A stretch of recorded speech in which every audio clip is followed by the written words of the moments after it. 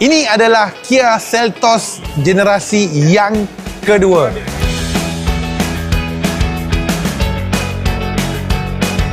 Dia cuba untuk tidak meniru jenama-jenama daripada China. Dia ada identiti yang dia yang tersendiri.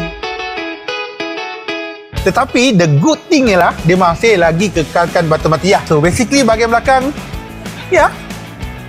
luas dan juga selesa.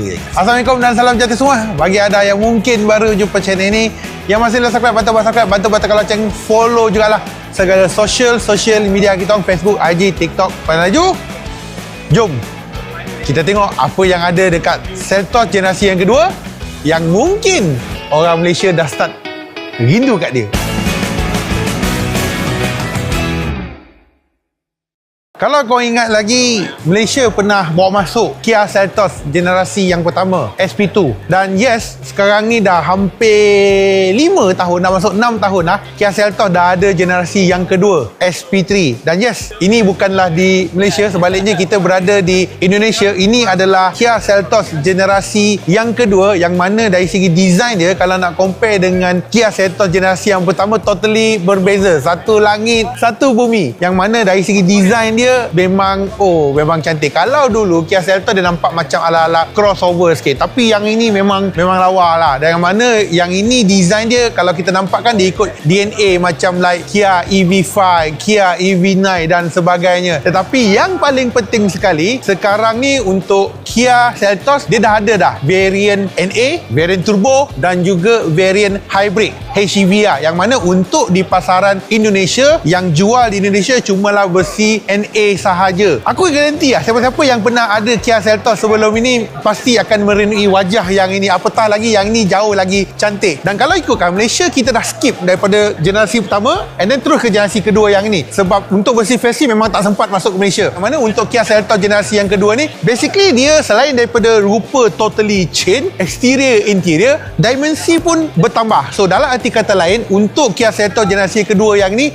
adalah lebih panjang, lebih lebar berbanding yang lama. Aku boleh katakan Kia ni kan, walaupun dia adalah antara brand yang di ASEAN ataupun di Malaysia tidaklah begitu memberangsangkan sangat jualan dia, tetapi dari segi design dia, abang patut beri kredit, sebab design dia tak tiru. Dia cuba untuk tidak meniru jenama-jenama daripada China. Dia ada identiti yang dia yang tersendiri, yang mana kalau kau tengok dari segi grill dia, seribib, grill dia memang lawa gila. And then untuk bahagian bawah kita nampak kan ada ongap angin juga untuk bahagian bawah, dan termasuklah untuk lampu dia, nampak ni, look nice. Kalau kau tengok DNA mana-mana Kia EV, tak salah, Kia EV3, Kia EV4, Kia EV5, Kia EV9 dan sebagainya, design language dia memang dah begini dah sekarang ni. Dan untuk bahagian sisi, kalau kita nampak kan, untuk yang ni, ini adalah GT line tau. Macam mana kalau kau nak tahu ini adalah GT line ke tidak? Yang pertama, kau akan tengok brake caliper warna hijau. Interior pun dia ada banyak elemen hijau, yang mana untuk yang ni saiz tayar digunakan 215 55 18 inci. And kalau kau nampak rim pun, mana-mana kereta Kia pun, kereta EV pun lebih kurang macam tu juga dari segi rim dia ni. Dan untuk dari segi dimensi yang ini, panjang dia lebih kurang dalam 4430, ataupun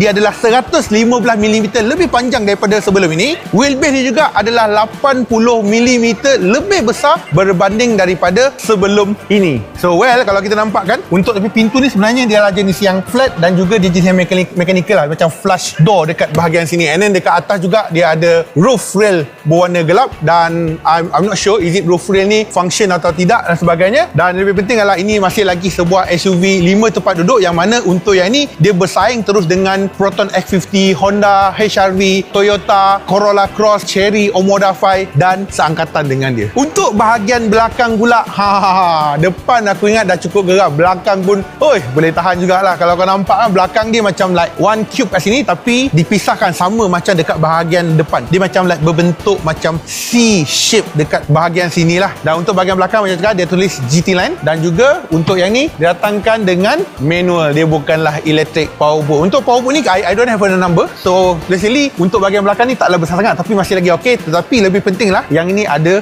spare tayar. Macam dari segi design ni kan, cantik babe, serius cantik bagi aku.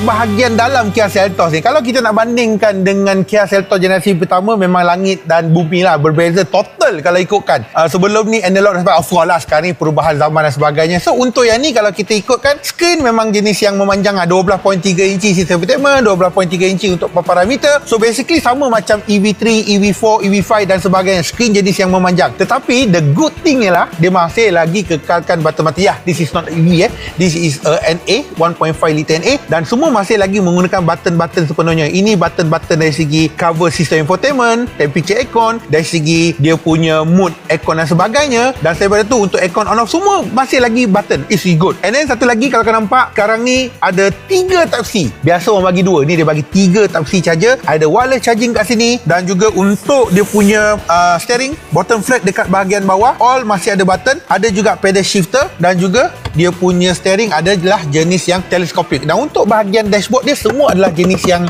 hard case, kecuali untuk bahagian tepi soft.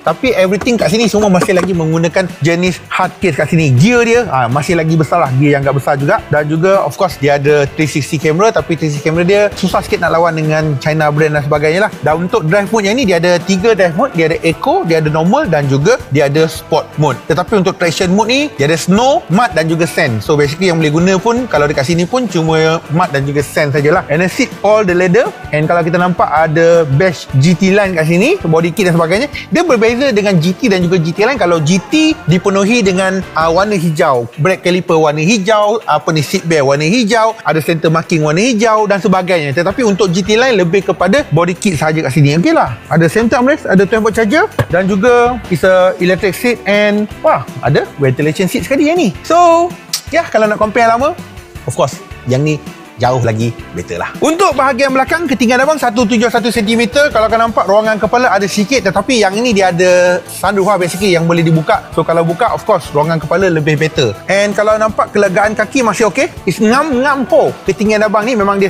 fully support kat sini lah. Dan juga untuk bahagian belakang ni okey, lay down pun masih lagi boleh diterima. And ada center armrest, combination seat kalau kau nampak kan, is a two-tone color, putih dan juga warna gelap. Ada rear aircon, which is good. Dan juga ada juga rear charger. Kia ni memang popular. Kia, Hyundai memang dia suka letak charging port dia berada kat sini. Bagi aku bagus. Sebab kalau kat bawah dia genah sangat. Kalau kat sini memang ngam-ngam. It's very practical. Apa yang dia cuba lakukan memang ada fungsi dia yang tersendiri. So basically bahagian belakang luas dan juga selesa yang ni.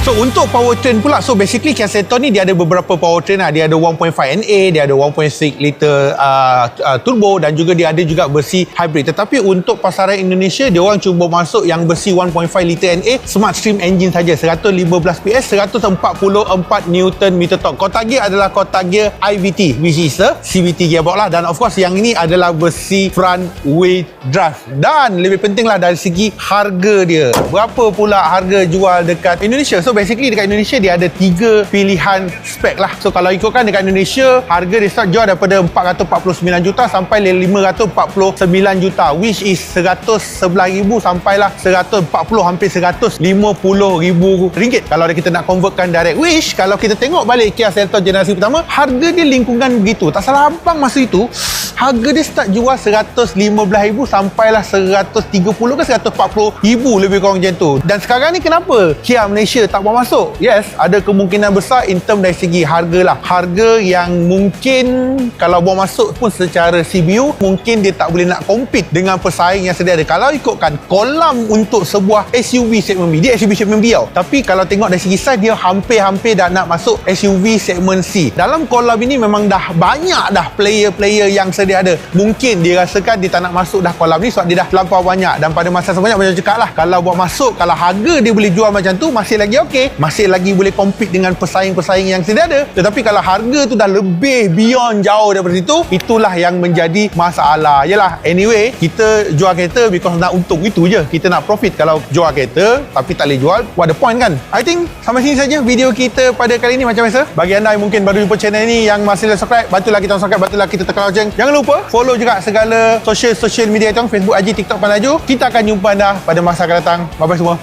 Assalamualaikum.